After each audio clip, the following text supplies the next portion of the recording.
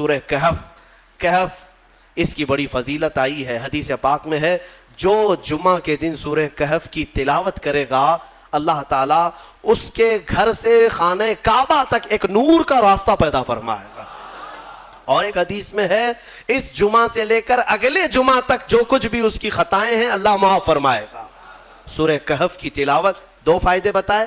تیسرا سنو، سورہ کہف کی شروع کی 10 آیتیں جسے یاد ہو گئیں، سورہ کہف کی شروع کی 10 آیتیں جسے یاد ہو گئیں، میرے آقا فرماتے ہیں دنیا کا سب سے بڑا فتنہ دجال، اللہ اس سے بھی اسے محفوظ رکھے گا۔ دجال کے فتنے سے محفوظ رہنے کے لیے سورہ کہف کی تلاوت ہر جمعہ کیا کرو، گھروں میں یا تو پھر کسی کی اچھی قرأت میں سنا کرو، تاکہ دونوں ثواب برابر ہیں، تلاوت کرنے کے اور سننے کے ثواب ہے۔ کہف ایک غار کا ذکر ہے جس میں اللہ تعالیٰ نے چند ایمان والوں کی فضیلت بیان کی ہے۔ عیسیٰ علیہ السلام کے زمانے کے 300 سال بعد، آپ کو آسمانوں سے اوپر اٹھا لیے جانے کے 300 سال بعد لوگوں میں عقیدہ بگڑ گیا تھا۔ ایک بادشاہ آیا تھا جس کا نام دقیانوس تھا، اور وہ ظالم تھا، اور وہ لوگوں کا عقیدہ بدل رہا تھا، اور یہاں تک کہ وہ اپنے لیے سجدہ کرواتا، اپنی خدائی کا اعلان کر رہا تھا، یا پھر بتوں کی پرستی شروع ہو گئی۔ لیکن اس زمانے میں لوگ ڈر کے مارے گھر واپسی کرنے کی بات جیسے ہو رہی ہے ویسی ہی بادشاہ اپنے پیسوں کے بل بوتے ان کو یہ کہلاتے کہ تمہارا دین الگ ہے، تم الگ دین میں آئے تھے، واپس آ جاؤ۔ دھرم پریورتن بدل رہا تھا، کئی بدل چکے تھے، پیسوں کے لیے کچھ لوگ بدلتے ہیں، طاقت کے لیے کچھ لوگ بدلتے ہیں، ڈر سے کچھ لوگ بدلتے ہیں، لیکن جو اللہ والے ہیں وہ ہر زمانے میں قائم رہتے ہیں۔ بادشاہ کے کچھ وزیروں میں لوگ تھے جن کی تعداد 7 اور بعض روایتوں میں 8، اللہ بہتر جانتا ہے ان کی تعداد کتنی تھی۔ یہ الگ الگ لوگ تھے، یہ ایمان والے لوگ تھے جو اللہ پر ایمان رکھتے اور آخرت پر ایمان۔ اب وہاں جو ذکر کرتا اسے مار دیا جاتا۔ تو ان لوگوں نے ایک دن مشورہ کیا کہ اس شہر کو چھوڑ کر ہم دور چلے جاتے ہیں، اپنے ایمان کی حفاظت کریں۔ اب یہاں ایمان بچانا بہت مشکل ہو گیا ہے، ورنہ بادشاہ کے سامنے سر جھکانا پڑے گا، شرک اور کفر کرنا پڑے گا، ہم چلتے ہیں شہر سے باہر۔ یہ ساتوں نے راتوں رات مشورہ کیا اور نکل پڑے۔ ان کے ساتھ ایک کتا ہو لیا، اصحاب کہف کا کتا کہا جاتا، ساتھ میں چلتا رہا، اور یہ لوگ آبادی سے بہت دور نکل کر باہر گئے، اور ایک غار تھا، اس غار میں ان لوگوں نے رات کو پناہ لی، سونے کے لیے چلے گئے۔ اور وہاں پر جب سونے کے لیے وہ لوگ گئے تو اللہ تعالیٰ فرماتا ہے فَضَرَبْنَا عَلَىٰ آذَانِهِمْ فِي الْكَهْفِ سِنِينَ عَدَدًا، ہم نے ان کے کانوں پر سالوں تک کے لیے نیند کو طاری کر دیا، سلا دیا ان کو رب تعالیٰ۔ وہ ایسی گہری نیند میں سو گئے کہ پھر اٹھے نہیں، دن گزرتے چلے گئے۔ بادشاہ کو کسی نے خبر کر دی کہ تیرے دربار کے یہ وزیر بھاگے ہیں۔ بادشاہ نے ڈھونڈنے کا حکم دیا، اور ڈھونڈتے ڈھونڈتے ان کے پیروں کے نشان سے وہاں غار تک لوگ پہنچ گئے۔ بادشاہ سے کسی ایک شخص نے کہا اس غار کے اندر یہ لوگ سو رہے ہیں۔ تو بادشاہ نے کہا ان کی سزا یہ ہے کہ اس غار کو اچھی طرح سے دیوار لگا کر بند کر دو، یہی ان کی قبر بن گئی، یہ کبھی باہر نہ آ سکے، ان کی سزا یہی ہے۔ دیوار تعمیر کر دی گئی اور غار کا منہ سب بند کر دیا گیا، وہ نکل نہیں سکتے تھے۔ اندر جیسی وہ لوگ سو گئے، بادشاہ سزا دے کر چلا گیا۔ وہاں ایک چرواہا تھا، اس نے ان کا پورا واقعہ دیوار پر لکھ دیا، یہ کون لوگ تھے، ان کا نام کیا تھا، یہ کیوں اپنے شہر سے نکلے تھے، لکھ کر کے رکھ دیا۔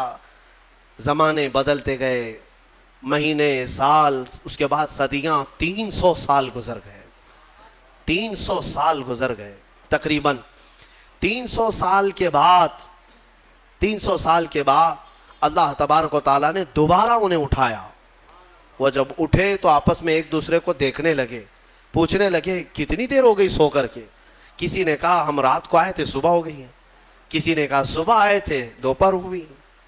اب اسی سے آپ اندازہ لگا لیں کہ رب تبارک و تعالیٰ صدیوں کو چاہے تو منٹوں میں گھیر سکتا ہے۔ جب اصحاب کہف کے ایمان والوں کے لیے 300 سال آدھے دن کے برابر لگ رہے ہوں تو میرے مصطفیٰ کے معراج کا سفر اگر وہ لاکھوں سال کا بھی ہو تو دنیا والوں کے لیے منٹوں کا کیوں نہیں لگ سکتا؟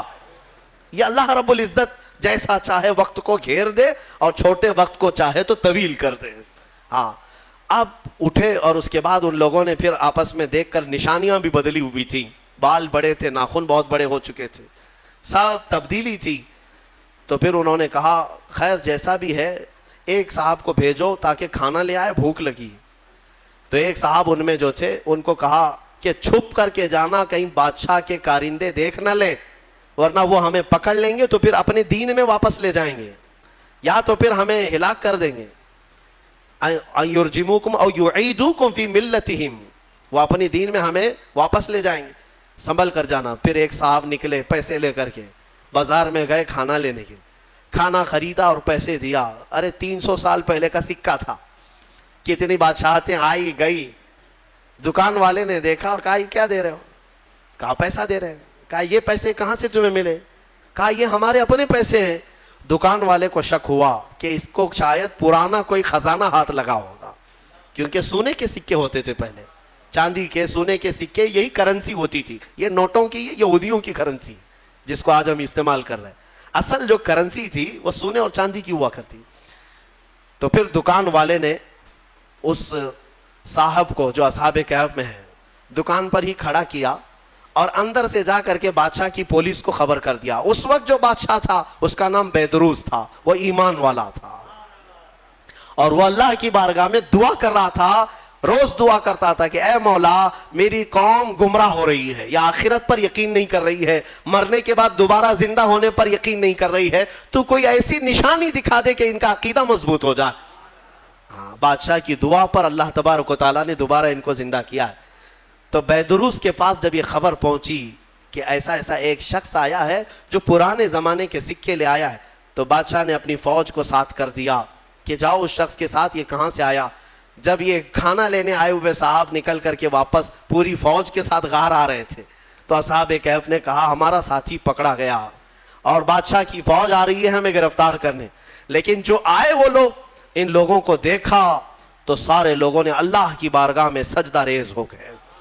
کہا اصحاب کہف کے بارے میں ان لوگوں نے سن رکھا تھا کہ کچھ لوگ ایسے تھے جو بادشاہ سے اپنا ایمان بچا کر چلے گئے تھے، اور غار ان کے لیے قبر بنا دی گئی تھی، اور آج غار کھلا ہے اور اس میں یہ لوگ زندہ سلامت بیٹھے ہوئے، 300 سال کے بعد زندہ سلامت بیٹھے۔ تو بادشاہ نے اپنی پوری قوم کو بلایا اور کہا کہ دیکھو وہ رب قدیر 300 سال کے بعد جب کسی کو بیدار کر سکتا ہے تو ہر انسان کو موت کے بعد دوبارہ زندہ ضرور فرمائے گا۔ عقیدہ آخرت کو زندہ کیا۔ اب اصحاب کہف دوبارہ اپنی غار میں گئے، کھانے ہونے کا مسئلہ تو ختم، اور دوبارہ ان کو نیند لگ گئی۔ اللہ نے پھر ان کو گہری نیند میں سلا دیا۔ جیسے ہی وہ سو گئے تو اصحاب کہف کا کتا بھی اسی طرح زندہ ہوا، اسی طرح پھر سویا۔ اب جو بیدروس تھا اس نے دیوار پھر سے بنا دی اور ان کا پورا واقعہ لکھا، اور وہاں ایک مسجد بنائی، اور مسجد بنا کر وہ ڈیٹ، وہ جو دن تھا جس دن وہ اٹھے تھے، اس دن کو یادگار کے طور پر سارے لوگوں کو اعلان کیا کہ سال میں جب یہ دن آئے گا سب یہاں جمع ہوں گے اور اللہ کی عبادت کریں گے۔ اسی سے تو عرس کی شرعی حیثیت بھی ثابت ہوتی ہے۔ اولیاء اکرام کے عرس ہم جو مناتے ہیں قرآن پاک میں موجود ہے۔ اصحاب کہف جس دن سوئے جس دن اٹھے وہ تاریخ لکھ دی گئی۔ بہرحال اب اصحاب کہف کو دوبارہ جب اندر رکھا گیا تھا تو سونے کے تابوت بنائے تھے بادشاہ نے، یہ بیدروس نے سونے کے جنازے تابوت بنا کر اس میں ان کو لٹایا اور اندر رکھا۔ ایک ہی دن کے بعد وہ بادشاہ کے خواب میں آئے اور کہنے لگے کہ ہم دنیا سے بھاگ کر کے یہاں آئے اور تو دنیا ہمارے پاس لایا ہے، فوراً ہمیں اس سونے اور چاندی سے الگ کر۔ پھر دوبارہ ان کا غار کھولا گیا، پھر وہ سونے کے تابوت سے انہیں نکالا گیا اور پھر صاف مٹی میں انہیں سلایا گیا۔ یعنی میرے عزیزو اندازہ کرو ان 7 لوگوں کے بارے میں کہیں قرآن میں یہ نہیں ہے کہ وہ نبی ہیں، وہ شہید ہیں، وہ صدیق ہیں، نہیں، بلکہ مولا فرماتا ہے وہ 7 نوجوان تھے جنہوں نے اپنا ایمان بادشاہ سے بچا کر اللہ پر یقین کر کے غار میں پناہ لی، تو اللہ نے ان کا تصرف اور طاقت اتنی عطا کی کہ ان کی سونے کے بعد بھی وہ جس کے خواب میں جائیں چلے جائیں اور 300 سال بعد جب چاہیں بیدار ہو جائیں۔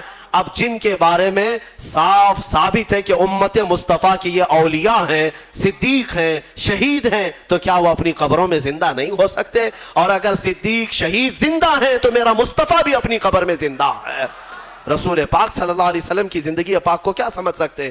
اصحاب کہف کا یہ جو واقعہ ہے یہ قرآن پاک میں بیان کیا گیا۔ عزیزان گرامی اب بھی اصحاب کہف اپنی غار میں سو رہے ہیں، اب بھی سو رہے ہیں، یہاں تک کہ حدیث میں ہے ہر عاشورہ کی محرم کی تاریخ کو یعنی 10ویں محرم کو وہ کروٹ بھی بدلتے ہیں. اور قرآن یہ کہتا ہے کہ سورج بھی ان کے اوپر سے جاتا ہے. وہ غار ایسی کیفیت میں لوکیشن ایسا ہے اس غار کا کہ سورج جب جاتا ہے تو دوپہر کے وقت آتا ہے تو سورج اس طرف کو ہو جاتا ہے ڈھلنے کے وقت, گرمیوں میں اس طرف, ٹھنڈیوں میں اس طرف. اور مولا تعالیٰ قرآن میں فرماتا ہے کہ اللہ تعالیٰ نے ہر موسم کی سختی سے ان کو محفوظ رکھا ہے. سورہ کہف میں دوسرے صفحے میں آپ پڑھ لیں, سورج کی تپش سے, بارش کی سڑن سے, ٹھنڈیوں کے گلانے سے اللہ ان کی حفاظت فرمایا. اور پھر فرماتا ہے وَتَحْسَبُهُمْ أَيْقَاظًا وَهُمْ رُقُودٌ, تم اگر ان کو دیکھو گے اللہ فرماتا ہے تو تمہیں وہ جاگتے ہوئے نظر آئیں گے. تَحْسَبُهُمْ أَيْقَاظًا وَهُمْ رُقُودٌ, جبکہ وہ سو رہے ہیں. وَنُقَلِّبُهُمْ ذَاتَ الْيَمِينِ وَذَاتَ الشِّمَالِ, اللہ فرماتا ہے ہم ان کو کبھی دائیں جانب کروٹ دیتے ہیں, کبھی بائیں جانب کروٹ دیتے ہیں. اور اتنا ہی نہیں, وَقَلْبُهُمْ بَاسِطٌ ذِرَاعَيْهِ بِالْوَسِيطِ, اللہ فرماتا ہے اور ان کا کتا پالتی مار کر ان کے قریب میں بیٹھا ہوا ہے. یعنی چاروں پیر جیسے کتا کسی کی نگرانی میں بیٹھتا ہے. قرآن کہہ رہا ہے ان کا کتا چاروں پیر پھیلائے ہوئے ان کے پاس بیٹھا ہوا ہے. کتے کے بارے میں قرآن میں آیا جس کا نام بھی قطمیر, وہ کتا ابھی بھی بیٹھا ہوا ہے غار میں. اور رب تعالیٰ یہ بھی فرماتا ہے تم انہیں دیکھ نہیں سکو گے, اگر دیکھنے کی کوشش کرو گے لَوَلَّيْتَ مِنْهُمْ فِرَارًا وَلَمُلِئْتَ مِنْهُمْ رُعْبًا, تم پیٹ پھیر کر بھاگ جاؤ گے, ایسا رعب ہم طاری کریں گے. رعب طاری ہو جائے گا, کوئی دیکھ نہیں سکے گا وہ کس کیفیت میں ہے. اللہ ان کی حفاظت کر رہا ہے. اب میں اس پورے سورہ کہف کے بعد اخیر میں ایک جملہ ضرور کہنا چاہوں گا. عزیزان گرامی, اصحاب کہف ایمان والے تھے, ایمان والے تھے اور اللہ تعالیٰ کے محبوب بندے تھے. لیکن کتا کون سے ایمان والا ہے؟ کتا کون ہے؟ کتا تو ایک جانور ہے اور اس کے بارے میں حدیث میں آیا ہے سارے جانور قیامت کے دن ختم کر دیا جائیں گے اور معدوم کر دیا جائیں گے, ان کا وجود ختم کر دیا جائے گا. لیکن کچھ جانوروں کا ذکر میرے آقا نے حدیث میں فرمایا وہ جنت میں بھی جائیں گے. ان جانوروں میں اصحاب کہف کا کتا بھی ان کے ساتھ جنت میں جائے گا. اصحاب کہف کا کتا جنت میں جائے گا. اب مجھے یہ توجہ چاہتا ہوں, اصحاب کہف کا کتا جنت میں کیوں جائے گا؟ اس لیے میرے عزیزو ہے کتا لیکن تھا اللہ والوں کے ساتھ. تھا کس کے ساتھ؟ اللہ والوں کے ساتھ تھا. اسی لیے کہتے ہیں اولیاء اکرام کے دامن سے جو چیز لگ جاتی ہے وہ بھی نسبت سے بڑی محترم ہو جاتی ہے. اصحاب کہف کا کتا اگر ان کے قریب ہو کر جنت میں جا سکتا ہے تو ہم غوث کے دیوانے ہو کر کیوں نہیں جا سکتے؟